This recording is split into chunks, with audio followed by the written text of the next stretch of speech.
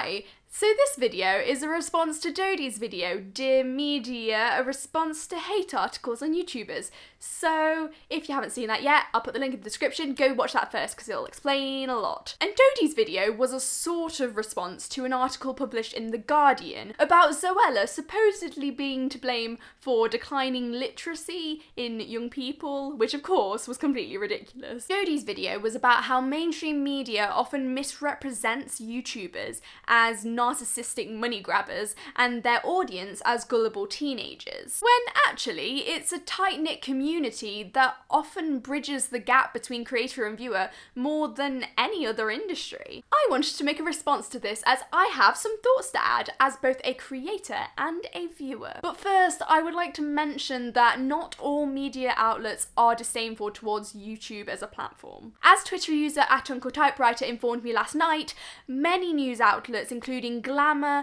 Nylon, Wired and Rolling Stone magazines have featured YouTubers on the cover in a positive light. Yet there is still the same old tedious story over and over again. Intelligent news organisations like The Guardian reporting what is, quite frankly, unsubstantiated, stuck-up drivel, when they could be researching the wonder of this awesome new platform we've got here. Now, to my opinions. Firstly, as a creator, does mainstream media even know that smaller YouTubers exist? I mean, clearly we're not big news. The fastest knitter in the world might get on TV, but Gladys down the road, who only knits in her spare time, probably won't. But we exist.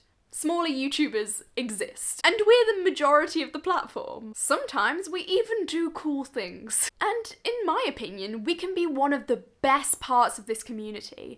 We welcome others with open arms and support and inspire each other. I'm actually a part of a really cool thing called Flushing the Tubes, where we recommend a new smaller YouTuber's video every single day, and I would highly recommend you checking them out. I'll put the links in the description. We support and promote each other and we help each other grow. But of course, no one wants to hear about that. Doing YouTube just for creative fulfillment isn't clickable. It isn't news. It has to be about the money and the drama and corrupting teenagers' minds. This divide that everyone talks about between creator and viewer, I've said it before and I'll say it again, but I think it's much less prevalent with smaller YouTubers and their audiences. One of my first fans is now my closest internet friend. I talk to my audience. I reply to every single comment I can, because that's why I do YouTube, for the community, the discussion. But that's not clickable. That's not news. These articles about YouTube always seem to be obsessed with the discrepancy between the YouTuber's age and their audience's average age, but I don't understand that, because have you seen any TV show or movie or documentary or whatever that's made for kids or teenagers? Does that make the actors or presenters or real people in those fake just for having a target audience that's younger than them? No. I grew up as the shy kid who was too afraid to raise her hand in class and who couldn't handle one-on-one conversations. Hard to believe, right? Because now I'm here.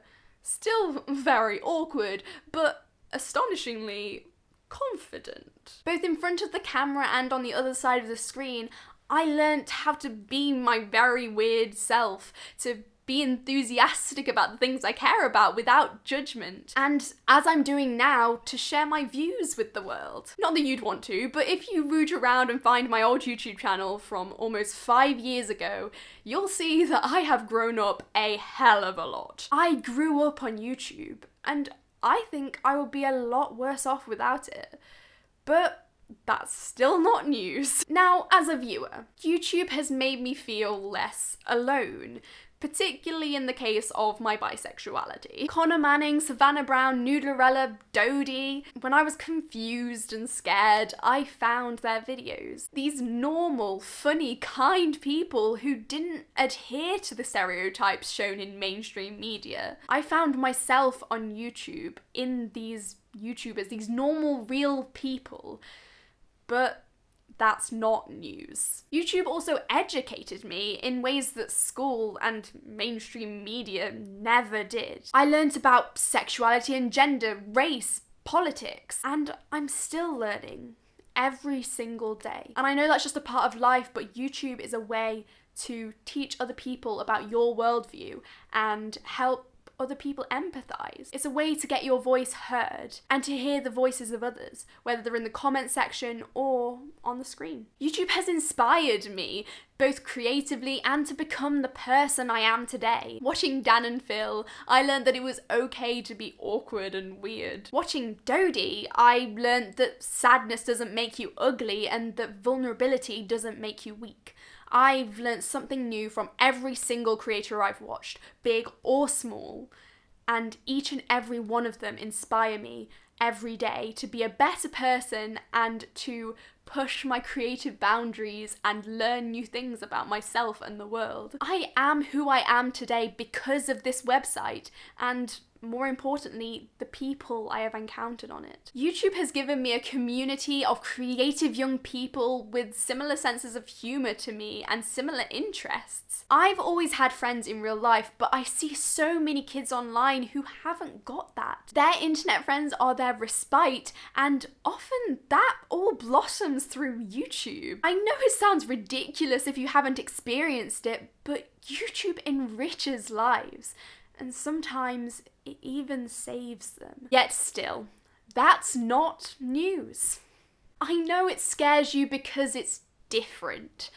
But just like Donald Trump and all his ridiculous ideals, just like all the homophobes and racists and sexists out there, hating something because it's new and different is almost never right. But right now, I'm probably not talking to the media, or the mainstream media as everyone calls it. And I don't think that's who I need to be talking to necessarily. I'm talking to you.